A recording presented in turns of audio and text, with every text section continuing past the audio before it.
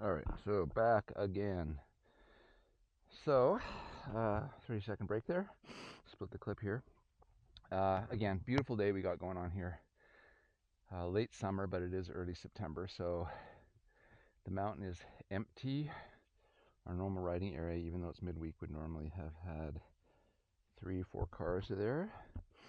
And there's nobody. This is a busy week because everybody's on the roads, I've noticed, making traffic jams and getting into accidents and whatnot. Holy cow. It's always rough when school gets back in and work gets back in, but right now we're playing hooky and we're going to enjoy pretty much the mountain to ourselves. And so even though I'm riding by myself, feel more comfortable to kind of let the flow happen a little more. Here we go. And again, I'm riding myself, so I'm not going to be going 9/10, okay?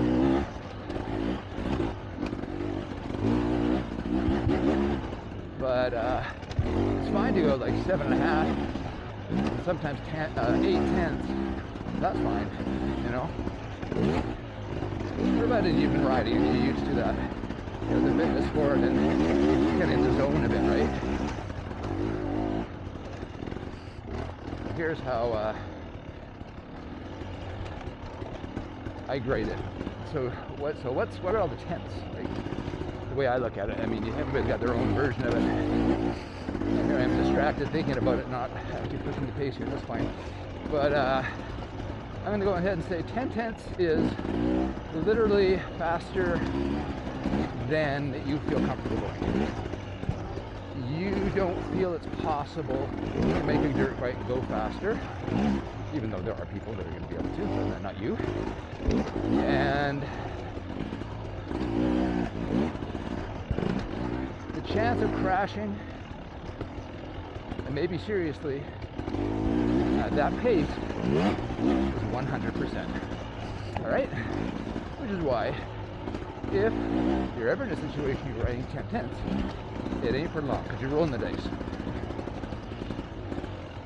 9/10 is basically, yeah, it's as fast as you feel your skills can sustain over a reasonable period of time.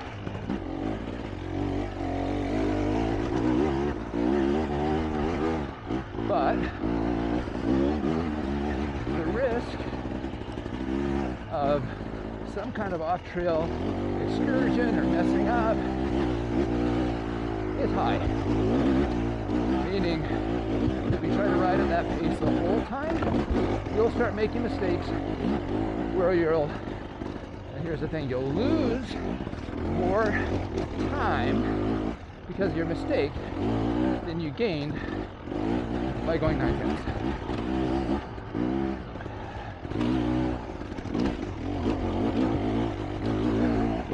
Lots of grip. Dry rock. 8/10, I think, is your normal pace where you really want to be able to hold that pace all day long or all race long. Okay? That's your default fast. Okay? You are not typically going to be making mistakes at 8/10. It's unusual. Happens, of course. It's unusual. You're confident, and if you make a mistake, it's not because you ever felt out of control or kind of knew it was coming. You are caught out of the blue. You're caught surprised, something you didn't see or whatever. Anything below that is kind of cruise mode. 7, you're cruising. It's not that you're slow at 7/10, but you're cruising because there's something going on. You're tired. It's wet. You know, you don't know the trail. You know, you're kind of reconnaissance almost. Nothing wrong with it. You're still going reasonably fast. Okay, and that's 7/10. I think the problem with that scale, of course, is it's all relative. So my 9/10. Like, I'm pushing it, I can't hold this very long. There's somebody else's 7/10, where it's like, dude, I can do this all day long with one arm off the doors. So it's not transposable to somebody else. And that's okay. Sometimes where you might just decide to ride at 7/10 is maybe it just rained after, you know, it really got a downpour after sometimes being dry and things, and you're in that technical area and things are slippery and snotty, and you know, you're going to choose to ride at 7/10 because, you know, the risk of something happening unexpected is high, at least until you get that feel of it.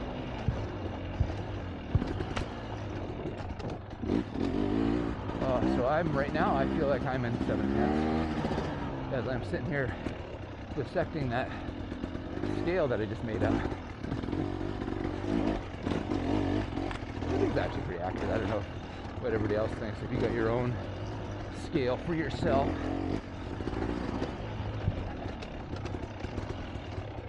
Right. And that was a fun. Now we're on a little liaison trail here. That's where I find these trails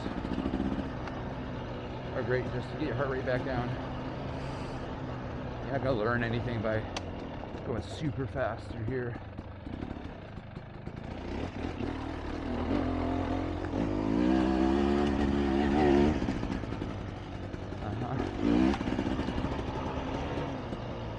Yeah, a little grown in, so you can't really see what's happening ahead of you. Alright. I know we're going to head up shortly. So, let's see. A little loose hill. It's not pretty steep, but sometimes a lot of rocks get kicked out. You might have a little boulder sitting right in the middle. In this case, no. No, okay. No. No log. Bump. Oh, let's just take a ride. I haven't been here for months around here. There could be tree down. So again, this is one of those, this is an old grass. It's like a natural MX track. Fun. Definitely could be redeveloped into something more, but I'm almost expecting to see a tree down across it, so I'm definitely not gonna smoke through it. If you wanted to, you could do one lap and just make sure that everything's clear, and then have a faster lap after that, but I don't think I will. I'll start heading. Oh yeah, see, passable, but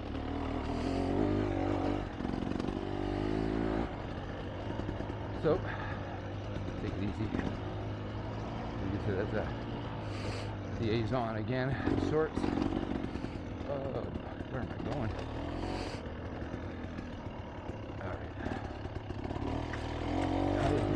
Okay, yeah. So yeah, I don't know it that well. I turned around where I was. Okay, so as we hit up this next area, okay, we'll try to get back in that groove. Lots of loose rock here. I thought for sure I was going to get hung up on that loose rock, but somehow I avoided it. Man, the sight runs are bad. And this trail, which I know, there used to be a barbed wire fence right on the right side, and that was a wake-up call when you notice that, because you lose your way and fall into that and be like falling against a bandsaw or something. No thanks.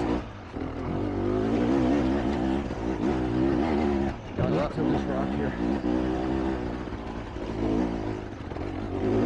I'm going pretty slow, but it's okay. Let the bike float a little bit. forward and backwards as well as side to side. It's really rough there. And loose rock, which you get this weird reflection sometimes, right? I do have a tube in the front here, so I'm trying to not ride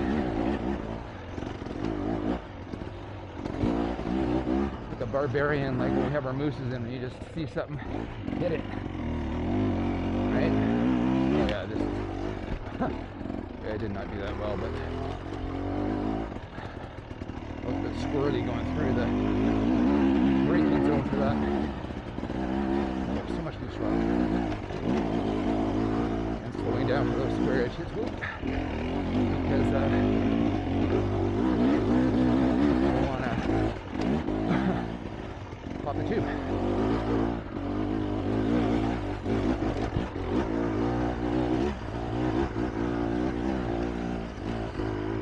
So that's the other thing about handling of the bike. I probably should go and put a tube moose back in the front, because right now I'm loving everything about the front end here, pretty much. And obviously the frame is different, the forks are different. I'm also not running a moose anymore, and there's a different feeling there. So I'm wondering if part of that is just that I prefer that feeling of air in the front.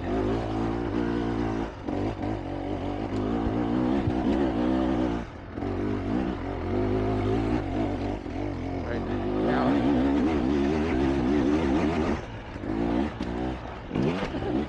and my rear tire is definitely going to be done after this. Hooking up though.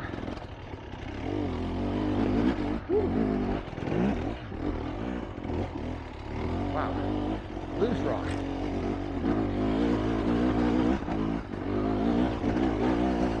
Nice.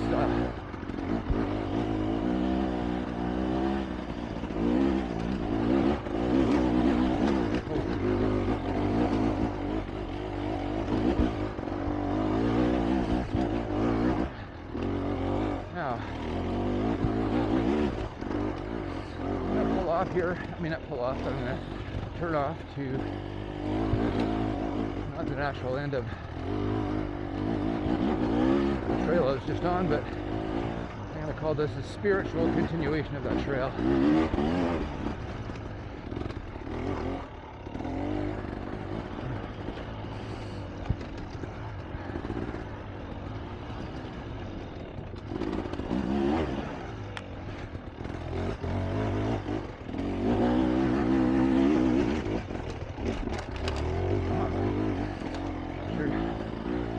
Lines. Staying in third just because let the grunt do it. Alright, here we go. First kind of nice hill.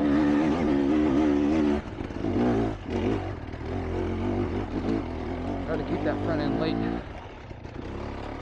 Don't chop the throttle until you're at the top. You want to see good, better riders do that. A lot of us, if we think, oh, I made it, and then we chop the throttle, but then it's not really up to the top yet. Gravity still wants to pull back our bike, slow us down fast. We slow down faster than we think, and then our front sinks into there's a hole or rock or root or something at the top, which is very common.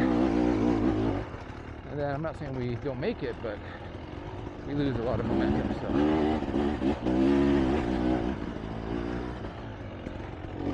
oh, this is so nice. It's hot, humid, not brutal yet, but